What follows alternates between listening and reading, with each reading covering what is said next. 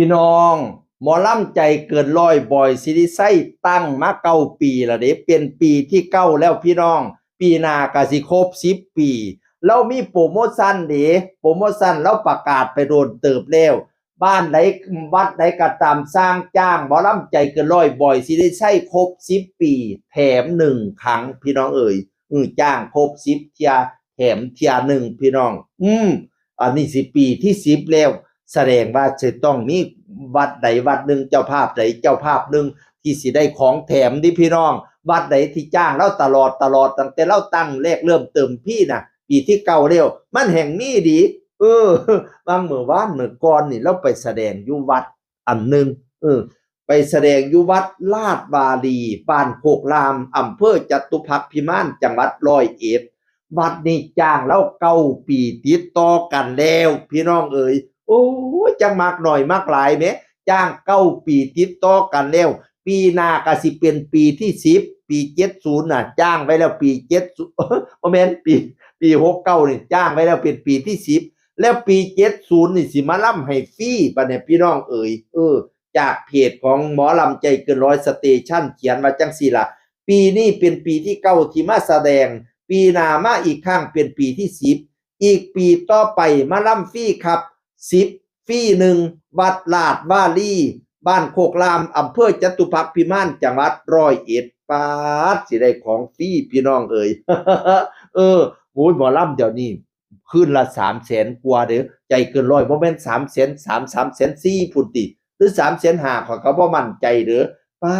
ดสิได้ของฟรีที่บ้านโคกรามพี่น้อง พอเพิ่นจ้างมา10 ปีติดต่อกันเนาะ10 ปีฟรี1 ครั้ง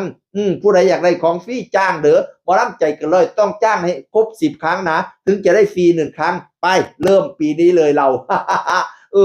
บางคนก็ว่าโอ้จ้างแต่คณะเก่าสิบ่เบียบ่เสียงบอกพะนะว่าเขาเจ้าก็เปลี่ยนการแสดงไปเรื่อยๆโซก็เปลี่ยนไปเรื่อยๆหมอลำเขาเจ้าก็ซ้อมเลี้ยงใหม่ไปเรื่อย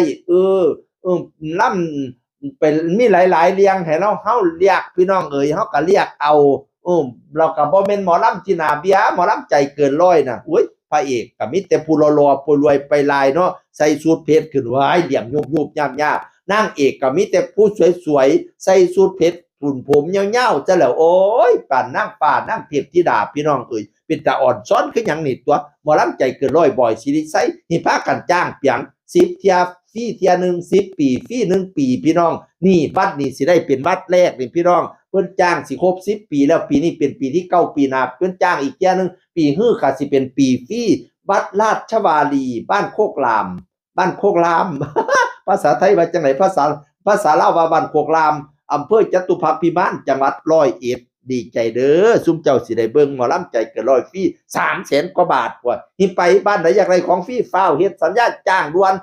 มัดจำไว้โลด10 ปีรวดโลด เพราะว่าคิวบ่ใครว่างเด้ต้องมัดจำไว้เด้มื้อนี้เสียงหึงเอาเรื่องราวของหมอลำใจเกินร้อยบ่สิได้ใช้มาเว้าสู่ว่าโอ้ยช่วงหลังๆเรื่องอีหยังว่าเราโตนลงไปเล่นหน้าห้านนะช่วงคอนสิแกล้งน่ะแหมตอนสิเต้ยล่านั่นแหมสิถูกประหารโตนไปใต้ตารางให้แฟนคลับ FC ซอยข่อยแหน่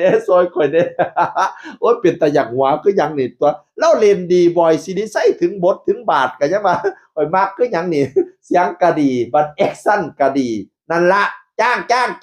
หมอลำใจเกินร้อยบ่อยสิได้ใช้เสียงอื่นคนเก่ามาเว้าสู่ฟังสวัสดีครับ